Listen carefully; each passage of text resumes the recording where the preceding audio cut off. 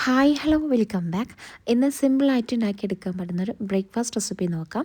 ഇത് പേളി മാണിയുടെ വൈറൽ റെസിപ്പിയും കൂടിയാണ്. അപ്പോൾ വീഡിയോ സ്കിപ്പ് ചെയ്ത് കാണുക. ഇഷ്ടമായി ലൈക്ക് ചെയ്യാനും ഷെയർ ചെയ്യാനും പിന്നെ ഈ ചാനൽ സബ്സ്ക്രൈബ് ചെയ്യാതെ കാണുന്നവരുണ്ടെന്നുണ്ടെങ്കിൽ ഒന്ന് സബ്സ്ക്രൈബ് ചെയ്യാനും മറക്കല്ലേ. അപ്പോൾ നമുക്ക് ഈ റെസിപ്പി എങ്ങനെ ഉണ്ടാക്കിയെടുക്കുക എന്നുള്ളത് നോക്കാം. അതായത് ഞാനിവിടെ ഒരു ബൗൾ എടുത്തിട്ടുണ്ട്. അതിലേക്ക് ഒരു 3 കോഴിമുട്ടയാണ് എടുത്തിട്ടുള്ളത്. നിങ്ങൾക്ക് കോഴിമുട്ടയുടെ എണ്ണം വേണമെന്നുണ്ടെങ്കിൽ കൂട്ടിയെടുക്കാം കേട്ടോ. അത്യാവശ്യം തിക്കായിട്ട് വേണമെന്നുണ്ടെങ്കിൽ ഒരു 4-5 കോഴിമുട്ട എടുക്കാവുന്നതാണ്. ഇനി ഒരു കോഴിമുട്ടയിലേക്ക് നമുക്ക് കുറച്ച് പാൽ ഒഴിച്ചു കൊടുക്കാം. ഞാനിതവിടെ ഒരു 1/4 കപ്പ് അളവിൽ പാലാണ് ഒഴിച്ചു കൊടുത്തിട്ടുണ്ടായിരുന്നത്. ഈ ഒരു പാലും കൂടി ചേർത്തിട്ട് ഇതുപോലെ നല്ലോണം ബീറ്റ് ചെയ്തെടുക്കാം. ഇനി ഇതിലേക്ക് ആവശ്യത്തിനുള്ള ഉപ്പ് ചേർത്ത് കൊടുക്കാം. ഞാൻ ഒരു നുള്ളു ഉപ്പ് ചേർത്ത് കൊടുത്തിട്ടുണ്ട്. അപ്പോൾ ഉപ്പും കൂടി ചേർത്ത് കൊടുത്തിട്ട് ഒന്നുകൂടി ഇതുപോലെ നല്ലതുപോലെ മിക്സാക്കി എടുക്കാം.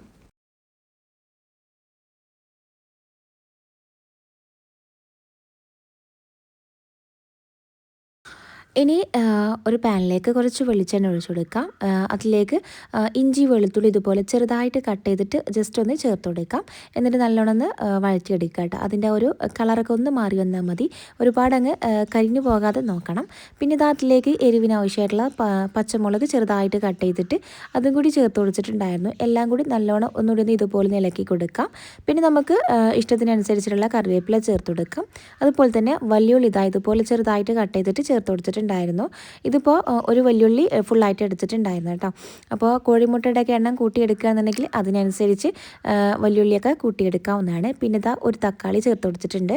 ഞാനിവിടെ ഒരു തക്കാളിയും ഒരു വലിയുള്ളിയാണ് എടുത്തിട്ടുണ്ടായിരുന്നത്. അപ്പോൾ രണ്ടും കൂടി ചേർത്ത് കൊടുത്തിട്ടുണ്ട്. ഇനി ഈ ഒരു മസാലയിലേക്ക് ആവശ്യത്തിനുള്ള ഉപ്പ് ചേർത്ത് കൊടുക്കാം. ഒരുപാട് ഉപ്പൊന്നും ചേർത്ത് കൊടുക്കണ്ട. ഒരു നുള്ളു ഉപ്പൊക്കെ മതി. നമ്മൾ നേരത്തെ കോഴിമുട്ടയിലും ഉപ്പ് ചേർത്ത് കൊടുത്തിട്ടുണ്ടായിരുന്നു. അപ്പോൾ രണ്ടും കൂടി ആയി പോകുമ്പോൾ ഉപ്പ് കൂടി പോകാനുള്ള ചാൻസ് ഉണ്ട്. അപ്പോൾ അതൊക്കെ നോക്കിയിട്ട് വേണം ഇതിലേക്ക് ഉപ്പ് ചേർത്ത് കൊടുക്കാനായിട്ട്. ഇനി നമുക്ക് ഈ ഒരു തക്കാളിയും ആ ഒരു ഉള്ളിയൊക്കെ നല്ലോണം വഴറ്റിയെടുക്കണം. തക്കാളിയൊക്കെ നല്ലോണം വെന്ത് ഉടഞ്ഞ് വരണം കേട്ടോ. അപ്പോൾ അതിനായിട്ട് നമുക്ക് പെട്ടെന്ന് ഇങ്ങനെ വെന്ത് കിട്ടാൻ വേണ്ടിയിട്ട് അതൊന്ന് മൂടി വെച്ചിട്ടൊന്ന് വേവിച്ചെടുക്കാവുന്നതാണ്. അപ്പോൾ ഇവിടെ വലിയ ഒക്കെ നല്ലോണം വഴറ്റിയെടുത്തിട്ടുണ്ട്. അതുപോലെ തന്നെ ആ ഒരു തക്കാളിയൊക്കെ നല്ലോണം വെന്ത് വന്നിട്ടുണ്ടായിരുന്നു. ഇനി നമുക്കിതിലേക്ക് നേരത്തെ മിക്സാക്കി വെച്ചാൽ അല്ലെങ്കിൽ ആ ഒരു കോഴിമുട്ടയുടെ മിക്സ് ഫുള്ളായിട്ട് ഇങ്ങനെ ഒന്ന് ഒഴിച്ചു കൊടുക്കാം.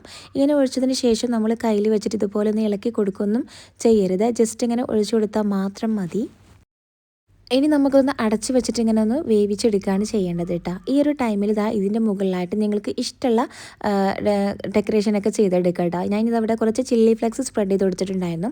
അതുപോലെ തന്നെ ചീസൊക്കെ ഇഷ്ടമുള്ളവരാണെന്നുണ്ടെങ്കിൽ ചീസും കൂടിയും ഈ ഒരു സമയത്ത് ഇതിൻ്റെ മുകളിലായിട്ട് ഇട്ട് കൊടുത്തിട്ട് ഒന്ന് അടച്ച് വെച്ചിട്ട് ഒന്ന് കുക്ക് ചെയ്തെടുത്താൽ മതി. പെട്ടെന്ന് കുക്കായി വരും. അപ്പോൾ ഞാനിവിടെ കുറച്ച് ചില്ലി ഫ്ലെക്സ് ചേർത്ത് കൊടുത്തിട്ടുണ്ടായിരുന്നു.